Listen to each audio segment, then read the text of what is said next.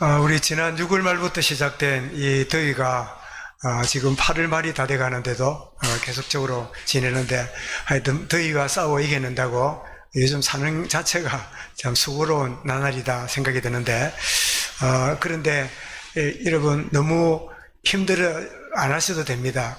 우리 그 기후학자가 최근에 하는 말을 제가 듣고 제 생각을 고쳤습니다.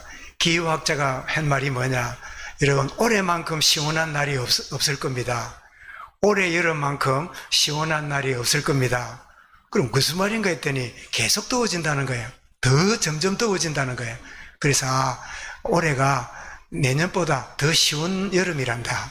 그렇게 생각하고, 여러분들이 너무 무더위에 지치지 말고 늘 새 힘을 얻고 나아가는 그런 축복을 누려가야 되겠습니다. 지난 주간에 제가 월요일날 새벽처럼 서울에 올라갔다가 우리 개혁총회가 두 개혁총회가 하나가 되는 그런 축복을 누리면서 이제 우리가 한 100한 몇십 개 된 우리 교단이 한 800개 정도 되는 교단과 합동이 되므로 한 1000개 정도의 교단이 되는 그런 참 은혜의 한 주간을 가지고 제가 돌아왔는데, 그래서 똑같은 이름으로 있던 개혁교단이 두 개가 연합해서 더 큰 일을 이루는 그런 새로운 시작의 그런 참 교회의 역사가 시작이 되었다, 그렇게 여겨지는데, 그래서 누가 여러분 이 열린우리교회는 교단이 어딥니까? 이렇게 묻거든. 이렇게 하시면 돼요. 여러분, 대한예수교 장로회 안에는 크게 교단이 3개가 있습니다. 3개. 그 3개가 뭐냐니까, 처음에 하나는 통합이 있고, 두 번째로는 고신이 있고, 세 번째로는 합동이 있어요. 이 장로교 안에는 크게 3개 교단이 있는데, 이 합동이라는 교단 안에 말이 합동이지, 합동 안에 교단이 한 200개가 돼요. 그래서 합동 안에 속해 있는 개혁교단입니다. 이렇게 하면 우리의 소속이 정확하다, 그렇게 이해를 하면 되겠고요. 참고로 여러분, 가만히 많지는 않지만 대한민국에는 대한예수교 장로회가 거의 90%가 되는데 10%가 장로회인데 대한기독교 장로회라는 데가 있어요. 그리고 기독교 장로회, 그 다음에 예수교 장로회 돼 있는데, 예수교 장로회는 이 보수교단이고, 기독교 장로회는 자유주의 신학, 성경에 하나님 말씀도 있다, 예수님이 물 위에 그런 게 아니라 그림자가 비쳐가지고 그런 것처럼 보일 뿐이다, 성경에는 많은 틀린 오류도 많다, 이렇게 말하는 데가 기독교 장로회예요. 그래서 크게는 기독교 장로회와 예수교 장로회가 있는데, 이 대한예수교 장로회 안에 큰 교단 3개 속에 우리가 합동척에 있고, 거기에서 개혁이라는 교단에 소속되어 있다, 그렇게 하면 정확한 대답이 되겠습니다. 오늘 저와 여러분이 예배하는 자로 나와봤지요. 예배하러 나올 때 우리 자신이 모르게 어떤 의식으로 나오는가 하면 몇 가지 의식이 있습니다. 첫 번째로는 나의 행함과 공로를 생각하면서 난 믿음이 좋아, 나는 괜찮은 사람이야, 이런 의식으로 예배하러 나오는 그런 예배자가 있어요. 바리새인 같이요. 주님, 나는 일주일에 2번을 금식하고 11조를 철저히 하고 내가 말씀을 잘 순종하고, 그래서 나는 이렇게 잘했기 때문에 하나님 내게 복을 주옵소서, 이런 바리새인 같은 자기의 공로라든지 자기의 어떤 이 수고함, 이런 것에 대한 보상으로 내가 예배하기 원하는 이런 마음을 가진 사람이 있는가 하면, 두 번째로는 예수의 보혈의 피를 의지하고 나오는 그런 예배자가 있습니다. 그가 누굴까요? 바로 세리입니다. 하나님이여, 저 바리새인처럼 나는 어렵지도 못하고 나는 정말 하늘을 쳐다보지도 못할 만큼 나는 불의한 죄인입니다. 주여, 나에게 은혜를 주시고 긍휼을 주옵소서. 가슴을 치면서 나의 참 부족함을 깨달은 세리에게 주님이 그가 더 어렵다 인정받고 돌아갔느니라, 그 비유 속에 나오는 말이지요. 그런데 이 보혈의 피는 언제나 변하지 않고 마르지 않는 하나님의 능력입니다.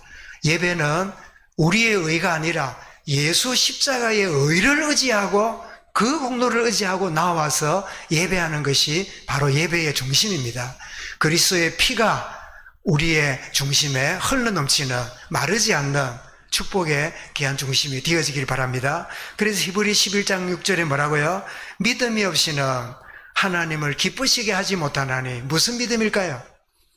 주님의 십자가 보혈로 내가 하나님께 예배하러 나올 때 피로 말미암아 죄 씻음 받고 하나님이 나에게 은혜를 주신다. 그 믿음 나오면 뭐라고요? 하나님께 나아가는 자는 반드시 그가 계신 것과 그가 자기를 찾는 자들에게 상 주시는 자이심을 믿어야 할지니라. 그래서 예배하는 시간은 뭐냐? 보혈의 능력을 의지하고 긍휼을 의지하고 나왔을 뿐인데 그 십자가의 보혈의 능력 때문에 우리가 생각지도 않게 하나님 우리에게 상을 주시는 그 시간이 뭐예요? 예배하는 시간이에요. 여러분 진짜 예배의 비밀을 안다면요, 공상당의 방해도 어떤 불이익도 어떤 어려움이 있더라도 예배에 승리하는 축복을 누리게 되는 거지요. 오늘 이런 본문 말씀은 형 에서가 야곱을 앞서가지고 안내하겠다는 그 이야기를 하게 되는데, 야곱이 비록 동생이지만 어떻게 이 동생 앞에 내가 너를 인도할게 그럴 수 있었는가 하면, 바로 동생 야곱이 하나님의 빛을 보았던 사람인 것을 그는 알았어요. 왜요? 형을 보는 순간에 뭐라고 말했습니까? 야곱이 지난밤에 무슨 일이 있었는가를 에서는 몰라요. 그냥 동생 잡으려고 왔을 뿐이죠. 하룻밤이 지나고 날이 샜는데 야곱이 뜨고 와서는 어떻게 해요? 7번 절을 하면서 하는 말이 뭐라고 말합니까? 내가 형님의 얼굴을 보니까 하나님 얼굴 보는 것 같습니다. 이 말 속에는 지난밤에 야곱이 뭘 봤단 말이죠? 하나님의 빛을 본 사람이에요. 그래서 야곱을 앞서가서 인도할 마음이 생긴 거지요. 이러면 하나님의 은혜 속에 있으면 하나님의 은혜 속에 있는 자를 존경하는 그런 마음이 에서에게 생겨난 거지요. 여러분 싸워서 이기지 말고 하나님의 은혜의 빛이 여러분을 사로잡게 될 때 하나님이 여러분에게 존경받게 만드는 축복을 주시는 거예요. 아멘 안 하고 언제 할 겁니까? 그제? 부부싸움 해가지고 일 나지 말고 여러분 진짜 하나님의 은혜의 빛이 임하면 은혜의 빛이 그 상대에게 존경하도록 만드는 하나님의 은혜가 있는 거지요. 그래서 형이 제안합니다. 그래서 내가 살고 있는 내가 잘 꾸며놓은 세일이라는 땅으로 가자. 그래서 세일로 가자고 하는데 이 세일은 어디냐? 에서의 족속인 에돔 족속이 장착해 있는 문화를 잘 꾸며놓은 그런 곳이에요. 한번 여쭤보겠습니다. 에서가 사냥꾼이잖아요. 에서가 굉장히 담대하잖아요. 그러니까 자기 중심으로 만들어 놓은 마을과 도시가 좋았을까요? 시원찮았을까요? 잘 돼 있겠지요. 아주 휘황찬란하고 아주 편리하게 만들어 놓았겠지요. 그런데 에서가 만들어 놓은 이 세일 땅은 뭐하고 닮았는가 하면 소돔 고모라하고 닮았어요. 왜 그럴까요? 하나님이 없어요. 하나님 없는 물질 만능주의로 에서는 한 번도 단을 쌓았다는 말이 없어요. 에서는 날 때부터 영적인 일에는 둔감한 사람이에요. 그러니 에서가 잘 준비된 동생아, 내가 봐라, 잘 준비해놓고 잘 꾸며놓은 도시가 있으니까 거기 오면 얘한테 좋은 집과 좋은 들과 좋은 것들을 너에게 주겠다. 그런 이야기죠. 자, 이 이야기를 들었을 때 야곱이 형님 미안합니다. 우리 아이들도 어리고 가축 때문에 천천히 가야 되는데 만약에 계속 길을 가게 되면 우리 전부 다 길에 젖어서 죽을지도 모릅니다. 그러면서 그런 핑계를 대면서 형에 있는 세일 땅으로 가지 않겠다고 그렇게 하니까 결국은 에서가 혼자 떠나가지고 어디로 갑니까? 자기가 만들어 놓은 세일이라는 그 지역으로 떠납니다. 저는 이 말씀을 묵상하는 가운데 왜 야곱이 형이 잘 준비해 놓은, 형이 아주 대접하려고 해놓은 그 도시 문화에 가면 될 건데 왜 그렇게 그것을 거부하고 자기는 따로 가겠다고 그렇게 할까 할 때 저는 고린도서 6장 14절이 떠올랐어요. 고린도서 6장 14절이 뭐죠? 너희는 믿지 않는 자와 멍에를 함께하지 말라, 매지 말라. 의와 불법이 어찌 함께하며 빛과 어둠이 어찌 사귀며. 여러분, 이 말씀은 굉장히 지혜롭게 분별해야 됩니다. 여러분, 직장 안에 불신자가 있습니까, 없습니까? 묻는 내가 바보지요. 불신자가 더 많을까요? 믿는 자가 더 많을까요? 특별한 경우 외에는 불신자가 더 많아요. 불신자 상관이 더 많을까요? 신자의 상관이 더 많을까요? 불신자가 훨씬 많아요. 여러분, 조직 속에 불신자가 거의 차지하고 믿는 사람들은 몇 사람이 안 돼요. 그러면 이 말을 믿지 않는 자와 멍에를 같이 하지 말고 의와 불법이 함께 하지 말고 빛과 어둠이 사귀면 안 된다. 그러니까 그런 직장을 안 가야지. 이렇게 하라는 뜻일까요? 그런 의미가 아닙니다. 일도 같이 해요. 같이 업무도 봐요. 같이 연구도 해요. 같이 어떤 그 조직을 위해서 움직이기 해요. 그런데 진정한 영적으로는 섞이지 못해요. 영적으로 동화되면 안 된다 그 말이에요.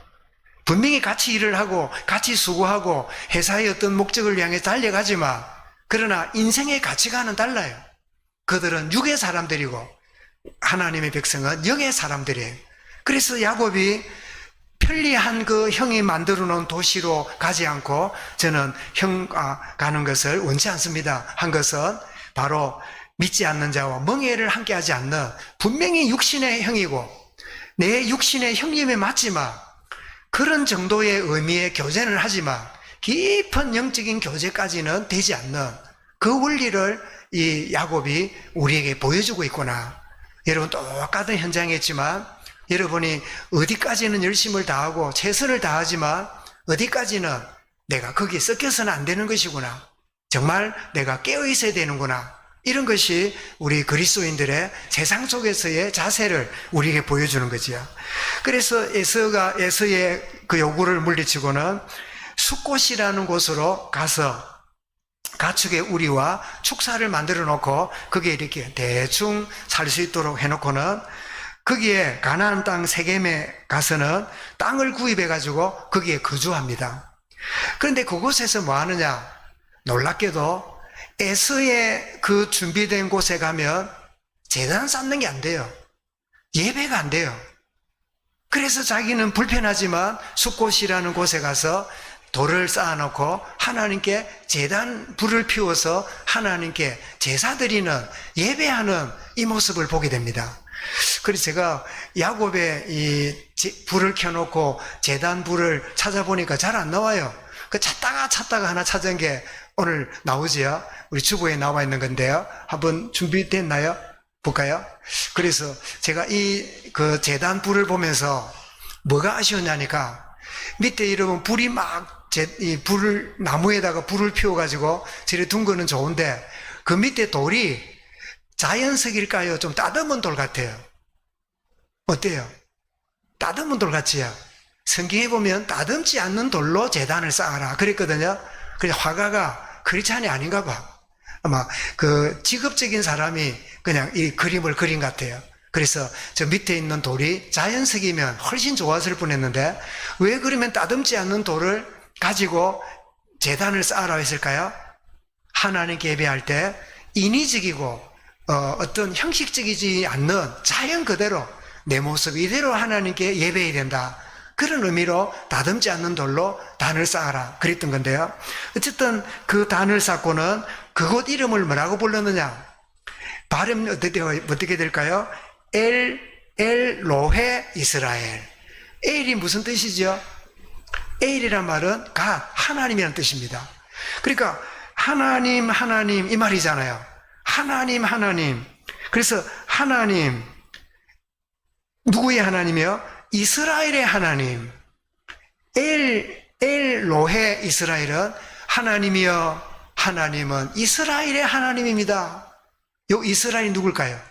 바로 야곱의 이름이 바뀐 게 이스라엘이잖아요. 그럼 무슨 말입니까? 에서를 쫓아가서 세상에서 편리하고 번영을 누리는 내 인생이 아니라 나의 하나님, 하나님은 나의 하나님입니다. 나는 하나님을 섬기는 백성으로 살기를 원합니다. 요 고백이 나의 이스라엘 나오는 거예요. 어렵지만 한번 따라해 볼까요? 엘엘로헤, 엘엘로헤, 이스라엘.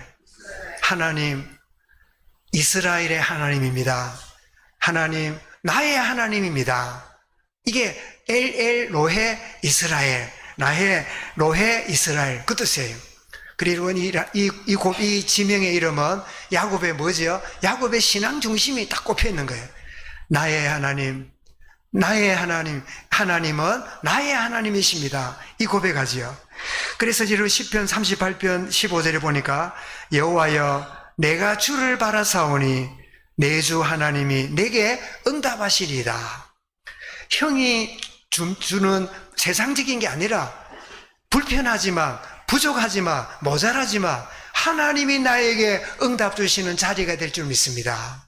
여러분, 예배의 축복이 이런 거예요. 많은 문제가 있습니다. 많은 숙제가 있습니다. 여러분, 하마터면 그 문제 때문에 오늘 교회 못 올 뻔했잖아요. 하마터면 그것 때문에 예배를 놓칠 뻔했잖아요. 그런데 마침 이겨내고 오셨어요. 그 하나님, 나의 하나님이 내게, 예배하는 나에게 하나님이 준비하신 복을 주실 줄 내가 믿습니다. 라고 고백하는 이 신앙 고백. 그래서 이 야곱이 제단을 쌓는 야곱 보게 되는데, 그래서 오늘 여러분 말씀의 제목을 에서와 야곱의 다른 인생을 여기서 보게 됩니다.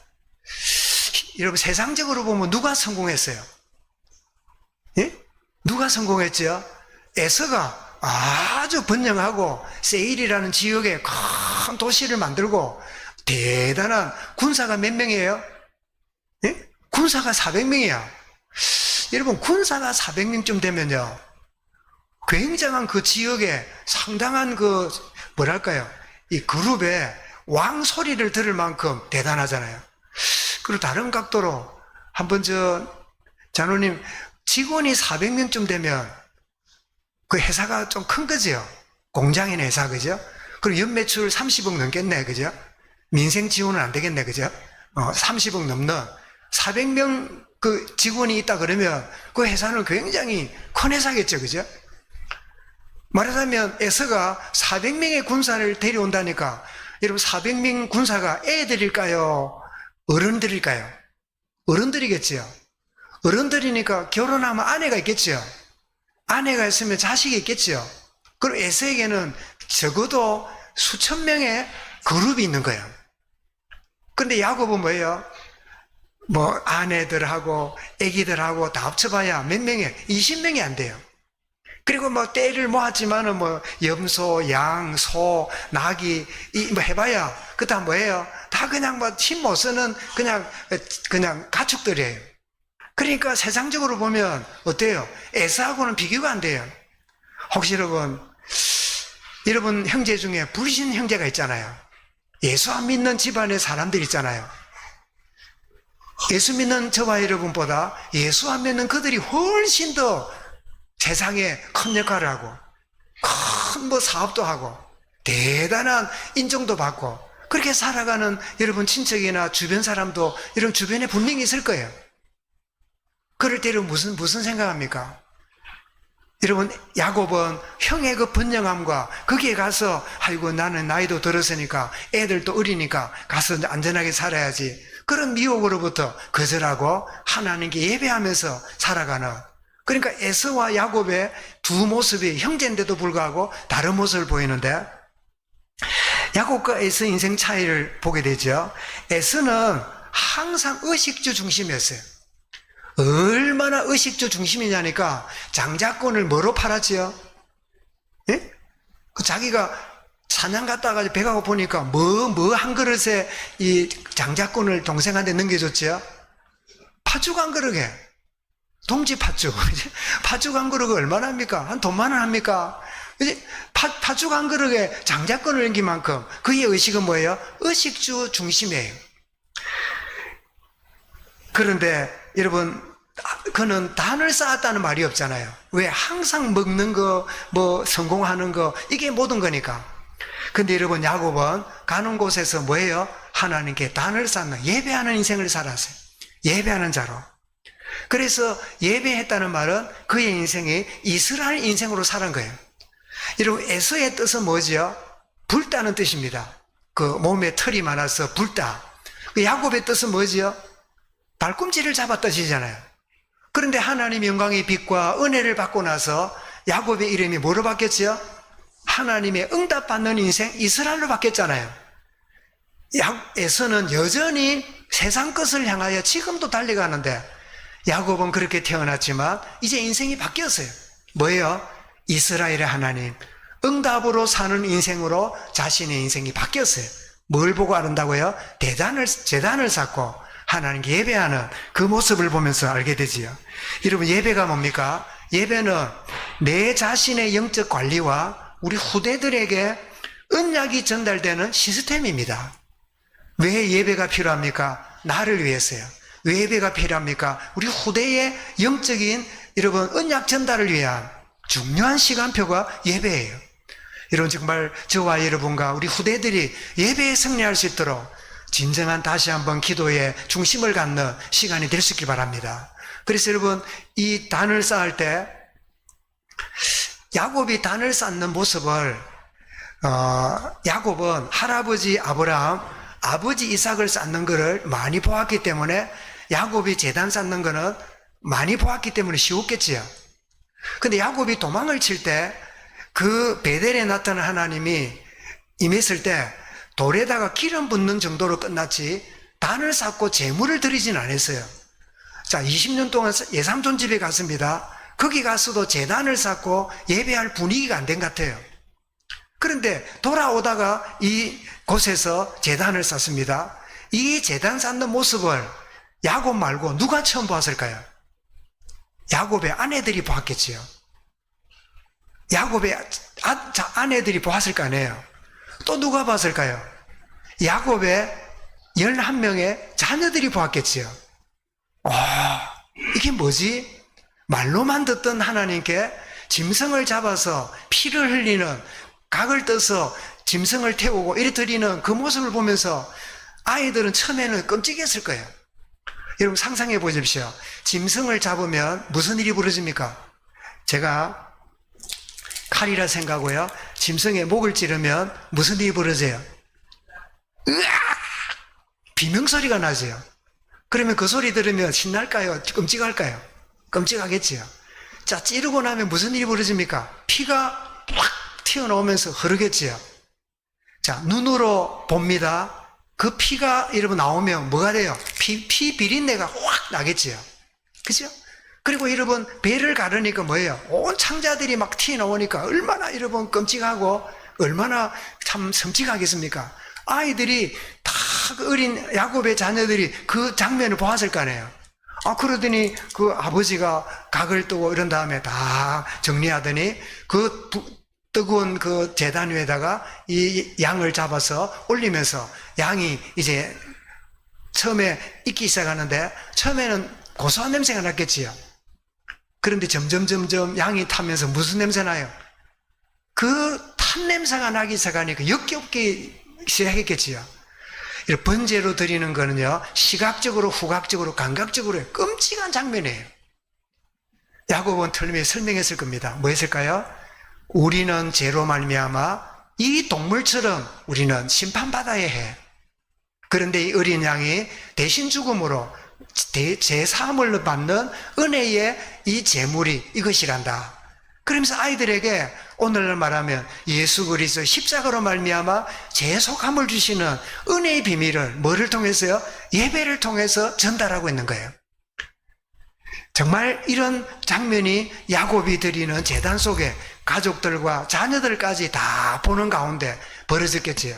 그리고 하인들도 이 장면을 보면서 죄를 가진 우리가 영원한 멸망으로 영원한 지옥 행불에 떨어져야 되는데, 저렇게 타는 불에 떨어져야 되는데 저 양이 대신 죽음으로 죄 용서 받듯이 예수 그리스도로 말미암아 죄 사함을 받구나, 은혜로 구원받은 자가 되는 것이구나, 이 사실을 여러분 기억하듯이 오늘 뭐라고요? 예배는 나의 영적 관리와 후대들에게 언약을 전달하는 너무 소중한 시간표다. 주여, 이 축복을 영원히 우리 후대들까지 주님 누릴 수 있도록 역사하여 주옵소서. 다짐과 기도 제목으로 잡는 귀한 시간이 될 수 있길 바랍니다. 이것이 뭐죠?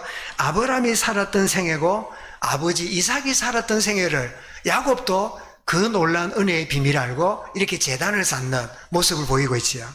그래서 구원받은 성도는 뭐죠? 구원받은 성도는 예배자입니다. 구원받은 성도는 순례자고 나그네로 살아가지만 그 중심은 뭐죠? 예배자로 살아가요. 그래서 창세기 23장 4절에 보면 나는 당신들 중에 나그네요 거류자이오니, 아브라함의 고백이지요. 나는 나그네입니다. 이것이 베드로 전서를 탁 시작하면서 1장 1절에서 이렇게 설명합니다.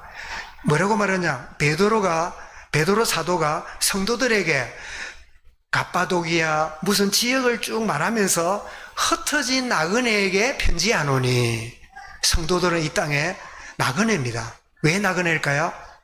영원한 본향이 우리에게 기다리고 있는 거예요. 좋은 집 가졌고 막 땅에 이제 더 이상 이사갈 필요도 없고 너무 좋은 집을 가졌으니까 여기가 천국 같다. 여러분, 평안한 생활을 누리지만 그러나 우리는 뭐예요? 나는 나그네예요. 정말 영원한 본향을 향하여 나아가는 나그네인 것을 우리에게 보여주지요. 그럼 여러분, 형제인데도 왜 다른 인생을 지금 에서와 야곱이 이 다른 인생을 살고 있음을 보게 될까요? 첫 번째는 그 중심이, 여러분 끝이 아닙니다. 그 중심이 인본주의와 신본주의 차이입니다. 여러분 중심은 뭐가 중심입니까? 인본주의입니까? 신본주의입니까? 사람 중심입니까? 하나님 중심입니까? 그 중심이 달랐어요. 에서와 야곱은 그 중심이 달랐어요.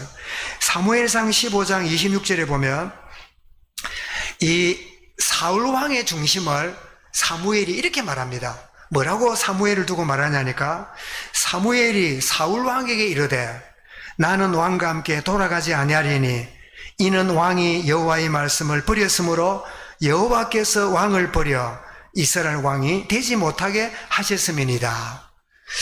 이 배경이 뭔지 아시죠?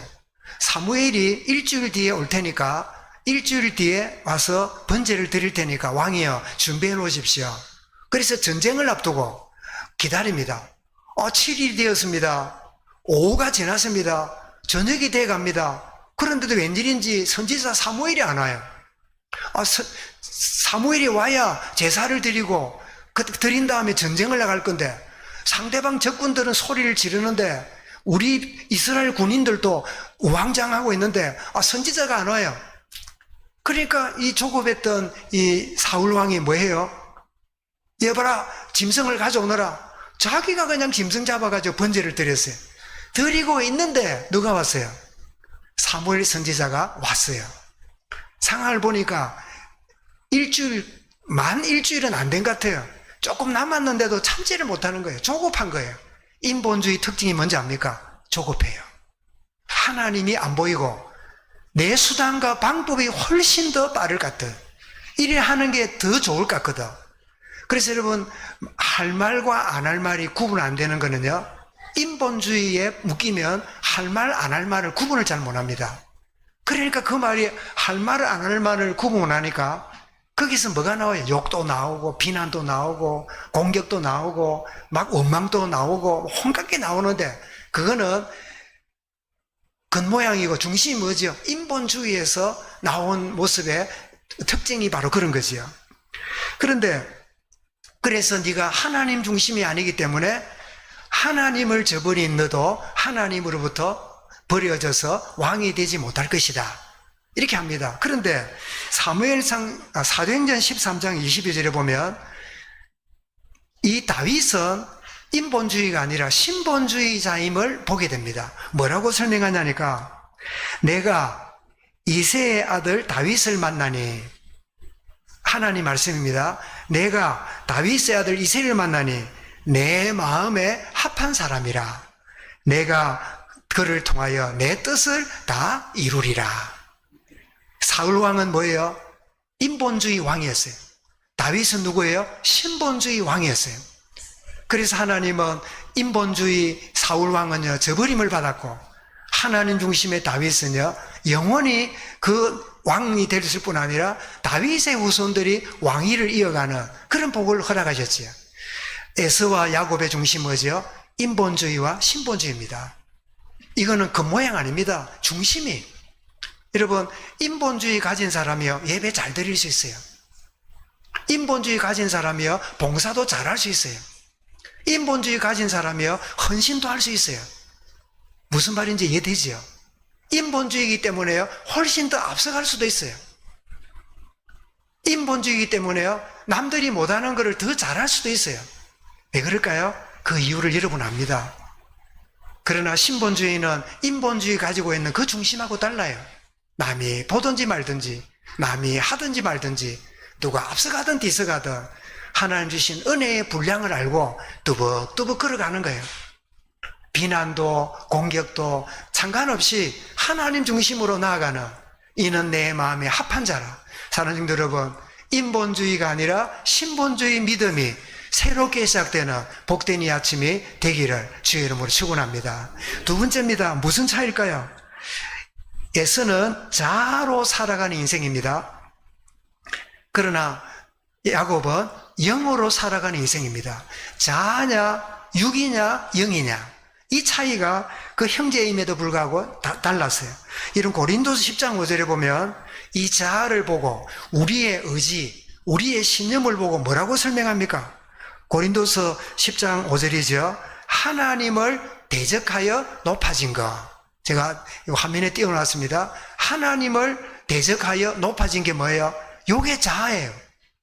우리는 이 표현을 보면 막 교만하고 굉장히 고집세고 아주 완악하고 그런 것만 하나님 대적이라 생각했는데 아니요. 자아가 딱 내가 해야지, 나의 육적으로 사는 이 자체가요, 하나님을 대적하는 거예요. 에서는 그런 인생을 살았지만, 그런데 야곱은 영의 사람인데, 요한복음 16장 13절 한번 볼까요?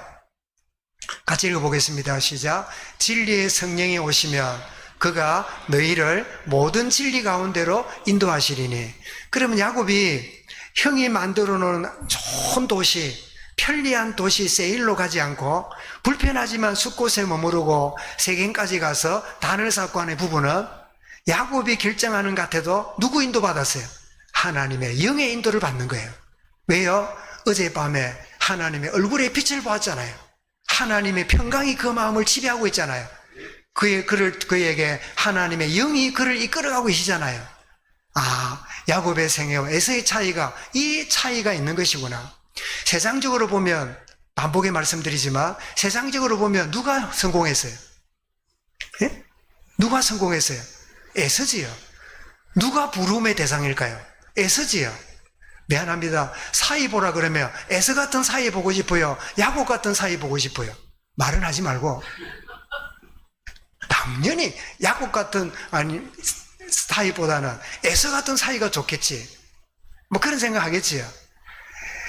그런데 하나님 보실 때는 에서는 인본주의 인생이고 그는 자아와 육으로 사는 자지만 야곱은 누구지요? 신본주의 인생이고 영의 인도받는 자예요. 세 번째입니다. 왜 차이가 있을까요?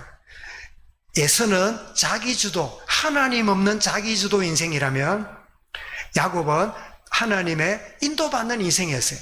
그래서 사사기 17장 6절에 보니까 사사기 시대의 모습뿐 아니라 이 말세 시대의 오늘을 잘 표현하는데 우리 한번 같이 읽어볼까요? 시작. 그때는 사람마다 자기 소견에 옳은 대로 행하였더라. 여러분, 이 말씀은요, 여러분 자녀를 여러분 키우고 있지요. 여러분이 자녀로 클 때하고 여러분이 키우는 자녀하고 이 세대가 거의 3, 40년 차이 나잖아요.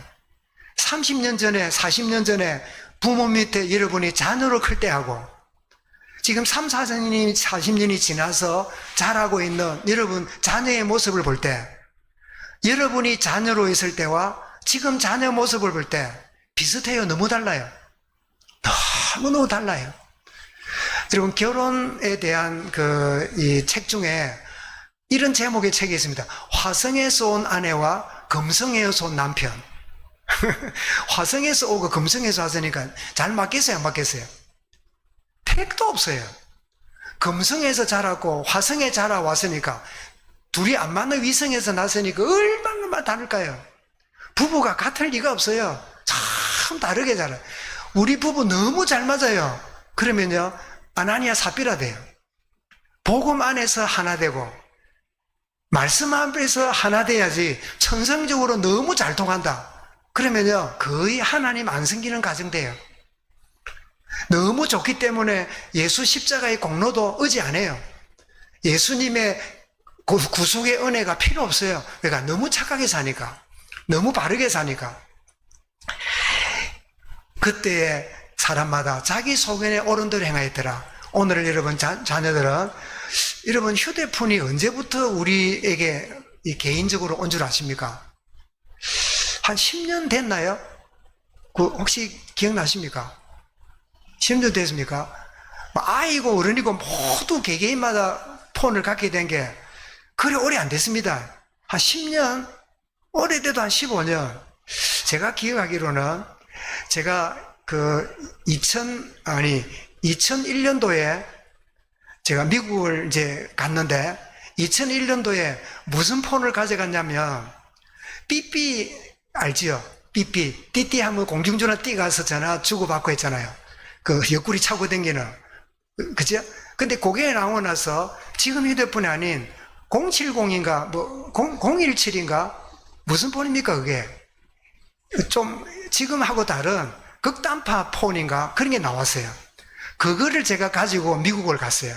가보니까 미국은 냉장고 같은 그다는 걸 쓰고 있더만요. 우리보다 훨씬 처져 있는 그런 문화를 줄 보고, 야, 참 희한하다. 우리는 막 얼마나 급한지 빨리빨리 하는 게 우리 문화예요.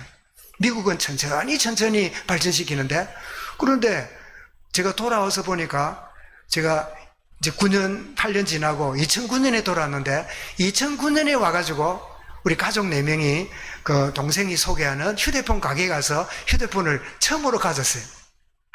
그러기 전에 휴대폰이 보급되어 있단 말이죠. 그러면 글쎄 한 20년 좀 됐나요? 그러니까 무슨 말이냐니까 저와 여러분들은 살다가 폰이 들어왔잖아요. 그러다 보니까 지금도 폰을 들고 다녀도 모르는 게 너무 많아. 그죠? 어떤 사람이 그거 일하면 됩니다 이럴 때 머리 긁으면서 내가 몰랐다. 요즘도 그럽니다. 북한의 수도가 평양 맞나 개성 맞나? 이런 평양의 북한의 그 수도가 평양입니까 개성입니까? 약간 헷갈리지요. 그죠? 정확하게 평양이죠. 그래 묻습니다. 이제 애매하면 그 북한의 수도가 평양이냐 개성이냐 이래 막 사람들은 묻습니다. 뭘 들고 다니면서? 휴대폰 들고 있으면서 휴대폰에다가 띵 누르고 물으면요 띠띠띠 이러면 뭐라고요? 예, 평양입니다 알려줘요. 갖고 다니면서 몰라. 어른들은 대부분 그래요. 나이 들수록 이 폰 하는 게 쉽지 않아요. 그런데 아이들은요, 지금 아이들 30살 이내에는요 태어나 보니까 옆에 뭐가 있어요? 폰이 있어. 요즘 식당에 가면 아이들이 안 뜯습니다. 얼마나 조용하게인지 몰라. 2살, 3살부터요, 폰 그거 받침대 딱 올려놓고, 뭡니까? 만화 이런 거 해놓잖아요. 해놓으면 애가 얼마나 조용하게 있는지요. 떠들도 안 해요. 떠들도 안 하고 얼마나 조용한지 몰라요. 부모는 안 떠들게 하려고 했는데요. 그게 아이 머릿속에, 이거 재밌네, 편리하네, 그거 내놔 하고는 몰빵에 들어가면서요. 일반 생활을 하고 나서 폰이나 이 문명의 기기를 가진 어른하고 달리 아이들은 태어나면서부터 뭐예요? 남이 만들어 놓은 이 기계를 만지기 시작하니까 애들이 자연적이고 정상적으로 자라질 않아요.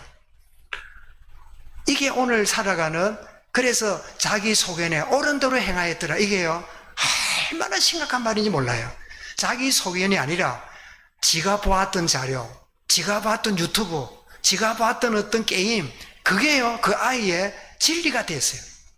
그게 자기 인생의 최고의 가치가 돼버렸어요. 그래서 끊임없이 자기 손에서 뭐예요? 폰이 없으면 못 살아요.